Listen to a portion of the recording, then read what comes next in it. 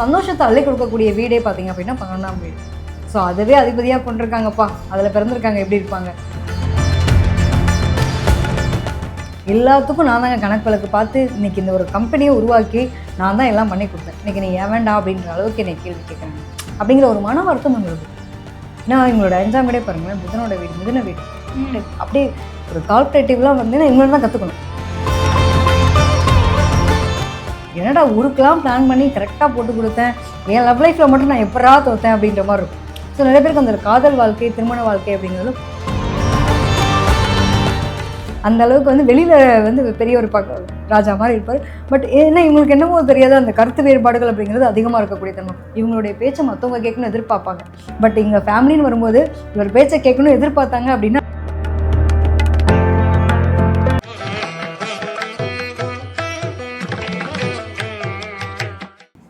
வணக்கம்ப்பா.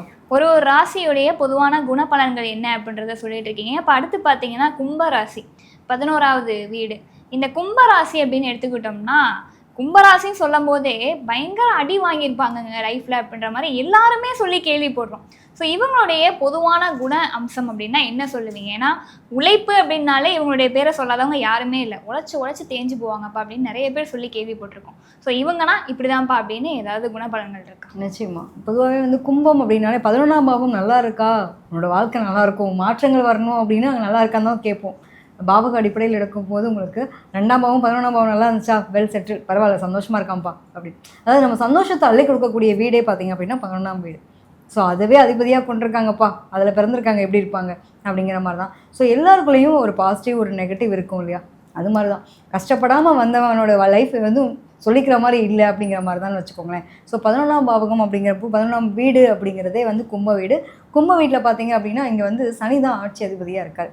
ஸோ இவங்களுக்கு என்னென்னா இந்த ஒரு கஷ்டம்னால கூட இஷ்டப்பட்டு செஞ்சு போகிறது, கஷ்டம் தெரியாதுன்னு சொல்லுவாங்களே, அந்த மாதிரியான வாக்கியத்துக்கு ஒரு வாழ்க்கையை நடத்தி பார்க்கக்கூடிய நபர்கள் தான் கும்பத்தில் பிறந்தவங்க. எதாக இருந்தாலும் பார்த்துக்கலாம்ப்பா, இஷ்டப்பட்டு செஞ்சு போகிறேன், அந்த கஷ்டமே தெரியாது, என் வாழ்க்கை அப்படி ஒரு ரசித்து நான் வாழ கற்றுக்கிட்டேன். ஆரம்பத்தில் கஷ்டமாக இருந்துச்சு ஏற்றுக்கிறதுக்கு, அப்புறம் அதுவே பழகிடுச்சு அப்படின்றப்போ நான் வாழ்க்கையை வாழ்ந்துட்டேன்ற அளவுக்கு சொல்லக்கூடிய நபர்கள். கிட்டத்தட்ட ஆரம்பத்தில் எல்லாமே வந்து நம்ம பழமொழிகள் நிறைய பார்ப்போம். ஒரு ஆரம்பத்தில் வைக்கக்கூடிய செங்கல் வந்து கோவிலுடைய கீழ்ப்பகுதியில் தான் இருக்கும், கலசம் மட்டும்தான் கோபுரத்தில் அண்ணாந்து பார்க்குற மாதிரி இருக்கணும். ஸோ உங்களோட சிம்பிளே பார்த்திங்கன்னா கோபுர கலசம் மாதிரி, இந்த கலசத்தினுடைய சிம்பிள் இருக்கும் இல்லையா, அதுக்குள்ளே என்ன இருக்குன்னே தெரியாது. ஸோ இவங்களோட மனசும் அப்படி தான், என்ன இருக்குன்னே தெரியாது. பூட்டி வச்ச ஒரு குடத்துக்குள்ளே நீங்கள் தங்கத்தை போட்டிருக்கீங்களான்னு தெரியாது, பித்தளையை போட்டிருக்கீங்களா, தண்ணீருக்கு போட்டிருக்கீங்களா, எதுவுமே தெரியாதுன்ற மாதிரி. ஸோ இவங்களுடைய மனசுக்குள்ளே வந்து அவ்வளோ ரகசியங்கள் பூட்டப்பட்ட ஒரு நிலையில் இருக்கும். வெளியில் எவ்வளோ அடித்தாலும் தாங்குறான்டா, ரொம்ப நல்ல வேண்டான்னு ஒரு வார்த்தையை மட்டும் சொல்கிறேன், நான் எவ்வளோ அடித்தாலும் தாங்குறேன்றப்ப என் வழி எனக்கு தானே தெரியும் அப்படிங்கிற மாதிரி அவங்களோட வாழ்க்கை பாடங்களை உள்ளுக்குள்ளே வந்து அவ்வளோ வலி வேதனையும் உள்ளே வச்சுருந்தா கூட வெளியில் தெரியாது. அவனுக்கு என்னப்பா பகட்டாக இருக்கான், கும்பரத்தில் பிறந்திருக்கான், எல்லாத்துக்கும் பார்த்து கணக்கு போட்டு ஐடியாலாம் கொடுக்குறான், அவனுக்கு என்ன குறை வந்துட போகுது, வெளியிலேருந்து பார்க்குறவங்களுக்கு என்ன தெரியும், அது மாதிரின்னு வச்சுக்கலாம். ஸோ வெளியில் வந்து நாங்களும் நல்ல பகட்டாக இருக்கும்ப்பா அப்படிங்கிற மாதிரி அந்த உயரத்துக்கு போகிறதுக்கு என்ன கஷ்டம் வரும். கீழே இருக்கவங்க கூட இப்படி ஏறினோடனே ஒன்றும் இல்லை, ஒரு கீழ் வீட்டில் இருக்கும், டக்குன்னு ஏறினோடனே வீட்டுக்குள்ளே போயிடும். மேல் வீட்டுக்கு ஒரு 3ஆவது மாடிக்கு போகணும் அப்படிங்கிறப்போ அதனுடைய படிக்கட்டுக்கு ஏறி எத்தனை உயரம் போகணும். முடியாதவங்களாக இருந்தால் என்ன பண்ண முடியும், கஷ்டப்பட்டு தான் ஏறி போகணும் இல்லையா? ஒரு தடவை ஏறி உட்காந்துட்டோம்னா திரும்பி ஏறுறது கஷ்டம். அது மாதிரி இவங்களை பொறுத்த வரைக்கும் இவங்களுடைய வாழ்க்கையில் ஏற்ற இறக்கங்கள் அப்படிங்கிறது சர்வசாதாரணமாக இருக்கும். ஒரு 4 படிக்கட்டு ஏறுவாங்க, 6 படிக்கட்டு சரியும், திருப்பி 10 படிக்கட்டு ஏறுவாங்க, 4 படிக்கட்டு சரியும். இப்படி ஒரு ஏற்ற இறக்கங்களோட தான் இவங்களோட வாழ்க்கை அப்படிங்கிறது இருக்கும். எப்பவுமே நிரந்தரம் இல்லாத ஒரு லைஃப் அப்படிங்கிற மாதிரியும் கடின உழைப்பாளிங்க. ஆனால் உழைப்புக்கேற்ற ஊதியம் கிடைக்குதா, என்னை ஒரு அங்கீகரிக்கிறாங்களா, கிடையாது. எல்லாத்துக்கும் நான் தாங்க கணக்கு வழக்கு பார்த்து இன்றைக்கி இந்த ஒரு கம்பெனியை உருவாக்கி நான் தான் எல்லாம் பண்ணி கொடுத்தேன், இன்றைக்கி நீ ஏன் வேண்டாம் அப்படின்ற அளவுக்கு என்னை கேள்வி கேட்குறாங்க அப்படிங்கிற ஒரு மன வருத்தம் உங்களுக்கு. ஏன்னா இவங்களோட 5ஆம் வீடே பாருங்களேன், புதனோட வீடு, மிதுன வீடு. அப்படியே ஒரு கால்குலேட்டிவ்லாம் வந்து இவங்கள தான் கற்றுக்கணும். ஒரு எக்ஸல் சீட்டை போட்டு உட்காந்து ஒர்க் பண்ணுறவங்களாம் இவங்க தான் இருப்பாங்க, நல்ல திறமை வாய்ந்தவங்களாக இருப்பாங்க. அவங்களோட திறமை தேடல் அதிகமாக இருக்கும். வாழ்க்கையில் எப்படியாவது முன்னுக்கு வந்துட மாட்டோமா அப்படிங்கிற ஒரு வெறியோடு வாழக்கூடிய நபர்கள். ஆரம்ப காலங்கள் நிறைய அனுபவங்கள், கஷ்டங்கள் இருந்திருக்கும். 2ஆம் இடமே பார்த்திங்கன்னா புதன் நீச்சம், அதாவது புத்திசாலித்தனம் இருக்கும். சில பேருக்கு படிப்பில் தடைகள் இருக்கும். ஆரம்ப கல்விங்கிறதே பெரிய போராட்டம் இருக்கும். படிப்பு வரல, இந்த 10th 12th எல்லாம் இவ்வளவுமே அவங்களுக்கு வந்து மார்க் ஸ்கோர் கம்மியாகிறது, எதிர்பார்த்த குரூப் கிடைக்கல. சில பேருக்கு அப்படி, சில பேருக்கு பார்த்திங்கன்னா படிப்பு கிடச்சிடும், பட் அது கம்ப்ளீட் பண்ணுறதுல அது ஸ்ட்ரகிள் இருக்கும். அந்த படிப்பு காலங்கள்லேயே வந்து பார்த்திங்க அப்படின்னா ஸ்ட்ரகிள் போராட்டம். அதில் பார்த்திங்கன்னா அடுத்து அப்படியே இந்த பிடிச்ச படிப்பு எடுத்துட்டோம், வேலைக்கு போயிட்டோம் அப்படின்றப்ப நிறைய கால்குலேட்டிவ் மைண்டுன்னு சொல்லப்போ யோசிச்சுக்கலாம். நிறைய இவங்க தான் வந்து ஷேர் ட்ரேடிங்காக இருக்கட்டும், அக்கௌண்ட்ஸ் ஆடிட்டிங்காக இருக்கட்டும், ஒரு டெக்னாலஜி லைனில் இருக்கக்கூடிய புதுவிதமான விஷயங்கள் எல்லாமே இருக்கட்டும். இதெல்லாம் வந்து எங்களுக்கு ரொம்ப அழகான கை வந்து கல்லுன்னு சொல்லலாம். ஸோ திறமை வாய்ந்தவங்களாக இருப்பாங்க. இன்றைக்கி இருக்கிற ஒரு டெக்னாலஜி வேர்ல்டில் வந்து இவ்வளோ ஒரு இம்ப்ரூவ்மெண்ட்ஸ் இருக்குது அப்படின்னா எங்களோட ஐடியாலாம் இல்லாமல் எதுவுமே பண்ண முடியாதுன்ற மாதிரி. ஸோ கும்பம் வந்து எதையாவது யோசிச்சுட்டே இருப்பாங்க, கால்குலேட்டிவாகவே இருப்பாங்க. நம்ம கூட உட்காந்து பேசிகிட்டு இருப்பாங்க, உங்களோட மைண்டு ஏதாவது ஒன்று சிந்திச்சுட்டே இருக்கும். ஸோ அடிக்கடி மனம் அலைப்பாயக்கூடிய தன்மை உங்களுக்கு நிறையவே இருக்கும். சிந்தனைகள் அப்படிங்கிறது ஒரு ஒரு ஒரு குவியலாக ஒரு இடத்துல இருக்காது, அங்கங்கே பாஞ்சிட்டே இருக்கும். இதை செஞ்சிடணும், அதை செஞ்சிடணும், அதில் பண்ணிடணும். எதிர்காலத்தை பற்றின வாழ்க்கை சிந்தனை கனவுகள் அதிகமாக இருக்கக்கூடிய நபர்கள் கால்குலேட்டிவ். அப்போ நான் வந்து நாளைக்கு இன்றைக்கி ஒரு 5 லட்ச ரூபா நான் போடுறேன், நாளைக்கு இது வந்து ஒரு 15 லட்ச ரூபா அதா, ஓகே இதை வந்து இதுக்கு ஸ்டடி பண்ணிடலாம் அப்படின்னு எப்பயுமே ஒரு பிளானிங்கை வந்து தனக்குள்ளே வச்சுருப்பாங்க. என்னடா ஊருக்கெலாம் பிளான் பண்ணி கரெக்டாக போட்டு கொடுத்தேன், என் லவ் லைஃப்பில் மட்டும் நான் எப்படா தோத்தேன் அப்படின்ற மாதிரி இருக்கும். ஸோ நிறைய பேருக்கு அந்த காதல் வாழ்க்கை, திருமண வாழ்க்கை அப்படிங்கிறதுல கொஞ்சம் குழப்பங்கள் இருக்கும். ஒன்று கெரியர் க்ரோத் இருக்கும், இந்த பக்கம் ஃபேமிலி லைஃப்பில் வந்து அந்தளவுக்கு பெருசாக ஸ்ட்ரகிள் போராட்டம் இருக்கும். நிறைய பேர் கேளுங்களேன், கும்பத்துலலாம் ஒருதலை காதல், மறந்த காதல், கைவிட்டு போன காதல், நிறைய விஷயங்கள்ல வந்து ரகசியங்கள். ஒரு பக்கம் லைஃப் காதல் கல்யாணம் பண்ணிட்டாங்க அப்படின்னா நிறைய சாக்ரிஃபைஸ் பண்ணியிருப்பாங்க. குடும்பத்துலேருந்து உறவுகள்லேருந்து பிரிஞ்சு அந்த வாழ்க்கையை வந்து சொல்ல முடியாத அளவுக்கு துயரத்தையும் அவ்வளோ இருக்குங்க. எங்கள் குடும்பம்னா நாங்கள் எப்படி இருக்கோம் தெரியுமா, அப்படியே ஒரு தேர் திருவிழா மாதிரி. எங்கள் வீட்டில் ஒரு ஃபங்க்ஷன்னா எங்கள் குடும்பமே போதும், அந்த அளவுக்கு நாங்கள் கொண்டாடின நாள் இன்றைக்கி யாருமே இல்லாமல் ஒரு தனித்து விடப்பட்ட நிலையில் இருக்கேன். எல்லா உறவுகளும் உடஞ்சிருச்சு. நான் அன்றைக்கெலாம் நான் எதுவுமே இல்லாத அன்றைக்கி எனக்கு நான் இருக்கேன்டா மச்சான், நான் இருக்கேன்டா மாப்பிள்ளை அப்படின்னு சொல்லி என்னை தூக்கி விட்ட ஒரு காலங்கள் போய் இன்றைக்கி நான் எல்லாம் நல்லா சம்பாதிச்சிருக்கேன், எல்லா உறவும் என்னை வெறுத்து ஒதுக்கியிருக்கு, எவ்வளோ செஞ்சுட்டேன், யாரையுமே சாட்டிஸ்ஃபை பண்ண முடியும் அப்படிங்கிற ஒரு வருத்தம் வந்து பார்த்திங்க அப்படின்னா பொதுவாகவே கும்பத்துக்கு இருக்கும். கும்பம் அப்படிங்கிறது வந்து நான் கோபுர கலசம்னு சொன்னேன். ஸோ நான் வந்து பார்க்குற நிலமையில் ஒரு நாளாவது ஒரு பொழுதாவது உங்களோட வாழ்க்கை ஆரம்ப காலங்கள் கஷ்டப்பட்டாலும் ஜெயிச்சு காட்டிடுவாங்க அப்படிங்கிற லட்சியவாதிகள். தனக்காக இல்லைனாலும் தன்னை சுற்றி இருக்கவங்களுக்காக, தன்னோட உறவுகளுக்காக, தன்னை நம்பி வந்தவங்களுக்காக அப்படின்ற அளவுக்கு ரொம்ப ஆசையாக செய்யக்கூடிய நபர்கள். படிப்புன்றது வந்துட்டால் சரி, அவங்களுக்கு அப்படி ஒரு அலாதி பிரியம் இருக்கும். படிச்சிருங்கப்பா, நிறைய படங்கள்லாம் பார்ப்போம். நீங்கள் படிப்பு வந்து மிகப்பெரிய சொத்து, அதை விட்டுறாது. சொத்து இருந்தால் எடுத்துப்பாங்க, படிப்பு இருந்தால் அவனோட அறிவுத்திறனை வந்து எடுத்துக்க முடியாது. தனுஷ் சார் படத்தில் பார்த்துருக்கோம். உண்மையிலே அது மாதிரியான ஒரு வார்த்தைகளை வந்து வாசகங்களாகவே தன்னோட பிள்ளைகளுக்கும் தனக்கு தெரிஞ்சவங்களுக்கும் அதிகப்படியாக சொல்லி வளர்க்கக்கூடிய நபர்கள். தெரிஞ்சவங்க அந்த படிப்புக்காக சார் கஷ்டப்படுறாங்க, உடனே இமீடியட்டாக அவங்க ஒரு பொருளுதவியோ, அவங்களுக்கு தெரிஞ்ச ஒரு ரெக்கமெண்டேஷனோ ஏதோ ஒன்று பண்ணி அந்த பிள்ளைகளை படிக்க வைக்கணும்னு நினைப்பாங்க. இதெல்லாம் அவங்களுடைய தனித்துவம். ஏன்னா அவங்க அதில் கஷ்டப்பட்டு வளர்ந்துருப்பாங்க. நிறைய பேருக்கு பார்த்திங்கன்னா அந்த காதல், திருமணம், குடும்ப வாழ்க்கை அப்படிங்கிறதுல பெரிய போராட்டம் இருக்கும் ஆஃப்டர் மேரேஜுக்கு அப்புறம். ஏன்னா 2ஆம் இடத்துல பார்த்திங்கன்னா சுக்கிரன் உச்சம், புதன் வந்து நீச்சமாயிடுறாரு. ஸோ இவங்களுடைய வார்த்தைகளுக்கு அங்கே மதிப்பு இருக்கா அப்படின்னா, இவர் வந்து ரொம்ப எதிர்பார்ப்பு இல்லாமல் இருந்தாங்க, கும்பத்தில் பிறந்தவங்க எதிர்பார்ப்பு இல்லாமல் இருந்தால் வாழ்க்கை நல்லாயிருக்கும். சில பேருக்கு அந்த குடும்ப வாழ்க்கைன்றது ஸ்ட்ரகிள் போராட்டம், ஒன்றுக்கு மேற்பட்ட திருமணங்கள் போகக்கூடிய அமைப்பு, இதெல்லாம் உண்டு. கரெக்டாக பிளான் பண்ணி பண்ணுவாங்க. எங்கே நான் மிஸ்டேக் பண்ணேனே தெரில. அந்த எதிர்பார்ப்புகள் இவங்க வைக்கக்கூடாது. அதிகப்படியான எதிர்பார்ப்புகள் வச்சாங்கன்னா லாக் ஆகிடுவாங்க. எல்லாருக்கும் கரெக்டாக இருப்பாங்க, எல்லா விதத்துலையும் நிதானம், செயல்பாடுகள் எல்லாம் சூப்பராக இருக்கும்.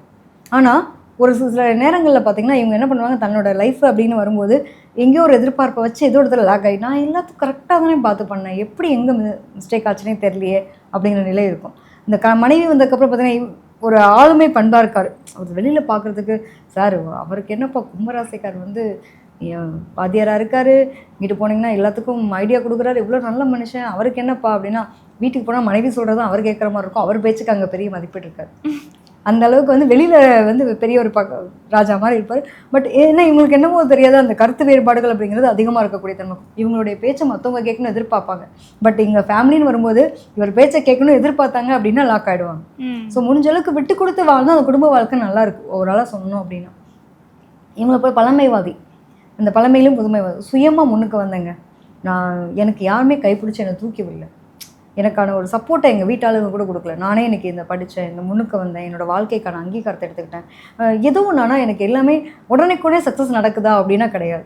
ரொம்ப ரொம்ப காலம் தாழ்த்தி எனக்குடா அந்த சந்தோஷம் எப்படா வரும்னு ஆசைப்படுவோமா, அந்த ஆசைப்பட்டு அந்த சந்தோஷம் வர்றப்போ அது மேலே இருக்கிற இந்த பிரியமே போயிடுச்சு அப்படிங்கிற அளவுக்கு ஒரு விரக்தி நிலையிலையும் இருக்கக்கூடிய தன்மை உங்களுக்கு இருக்கும். நல்ல படிப்பாளி, நல்ல அறிவாளியாக இருக்க பிள்ளைங்களாக இருந்து ஏன் இவ்வளோ கஷ்டப்படுறோன்னு தெரில, நானும் எல்லாரும் மாதிரி இருந்திருக்கலாமோ அப்படிங்கிற ஒரு மன வருத்தத்தெல்லாம் அடையக்கூடிய தன்மைகளும் உண்டு. கடின உழைப்பாளிகள்னு சொன்னோம் இல்லையா, நேரம் பார்க்காம, காலம் பார்க்காம, ஒரு கம்பெனியாக இருக்கட்டும், ஒரு நிர்வாகத்தன்மை, இவங்களை நம்பி ஒரு விஷயத்தை கொடுத்துட்டு அந்தளவுக்கு எஃபர்ட்டிவாக எல்லா வேலையும் பார்ப்பாங்க, இறங்கி வேலை பார்க்கக்கூடிய தன்மையெல்லாம் இருக்கும். நிறைய பேர் சர்ஜனாலாம் இருப்பாங்க.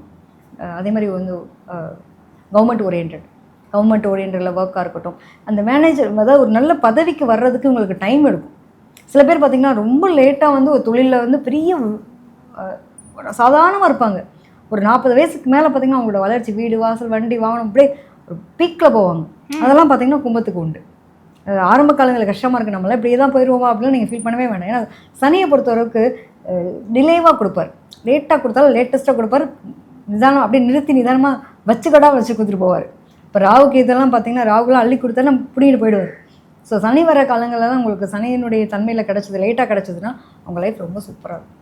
அதனால் எந்த குறையுமே இல்லை அப்படிங்கிற அளவுக்கு சொல்லலாம். ஸோ சனியை பொதுவாகவே கும்பத்தை பொறுத்த வரைக்கும் அவங்களுடைய புத்திசாலித்தனம், அவங்களுடைய மூளை முதலீடு, அவங்கள எப்படி அவங்கள பயன்படுத்துகிறோன்றதை பொறுத்து தான்ப்பா.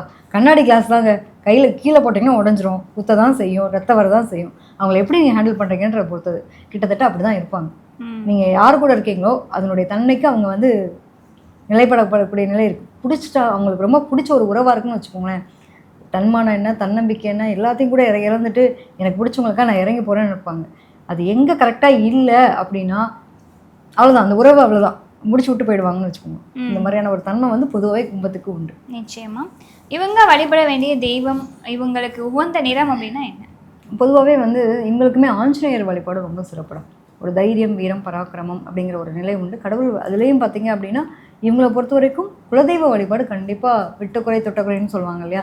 ஸோ இவங்கெல்லாம் அந்த வீட்டில் பிறந்த பெண் பிள்ளைகளுக்கு அவங்களுக்கு செய்ய வேண்டிய விஷயங்கள், அவங்க மூதாதையர்களுக்கு செய்ய வேண்டிய விஷயங்கள், பித்ருக்களுக்கான ஒரு அமாவாசை திதி இதெல்லாம் கொடுக்குறோம். இதெல்லாம் அவங்க கண்டிப்பாக ஃபாலோ பண்ணணும். வருஷத்தில் ஒரு வாட்டியாவது அவங்களோட குலதெய்வ கோயிலுக்கு போயிட்டு வர்றது அவங்களோட வாழ்க்கையில் நிச்சயமாக ஒரு மாற்றத்தையும் ஏற்றத்தையும் கொடுக்கும். இவங்களை பொறுத்த வரைக்கும் இவங்களுடைய நிறம் அப்படின்னு எடுத்துட்டோன்னாக்கா ஒரு ப்ளூ, ஒரு ஸ்கை ப்ளூவாக இருக்கட்டும், ப்ளூ கலர் சம்மந்தப்பட்டதும் கருப்பு நிறமும் உங்களுக்கு ஒரு உகந்த நிறமாக இருக்கக்கூடிய தன்மை இருக்கும். எவ்வளோ முடியுமோ தான தர்மம் உங்கள் பண்ண உங்களோட வாழ்க்கையில் வளர்ச்சிங்கிறத பார்க்கலாம். இல்லாதவங்களுக்கும் எளியோர்களுக்கும் முதியவங்களாக இருக்காங்க, ரொம்ப வயசில் பெரியவங்களாக இருக்காங்க, அவங்களுக்கான ஒரு கஷ்டப்படுறாங்க அப்படிங்கிறப்போ அவங்களுக்கு ஒரு உதவி செஞ்சாலே போதும். உங்களோட வாழ்க்கையில் வளர்ச்சி அப்படிங்கிறது டெஃபினட்டாக உண்டு. நிச்சயமாக. கும்பராசி அன்பர்களுக்கான பொதுவான குணபலன்கள் என்ன அப்படின்றத ஒரு தெளிவான விளக்கமாக கொடுத்துருக்கீங்க. ரொம்ப நன்றி.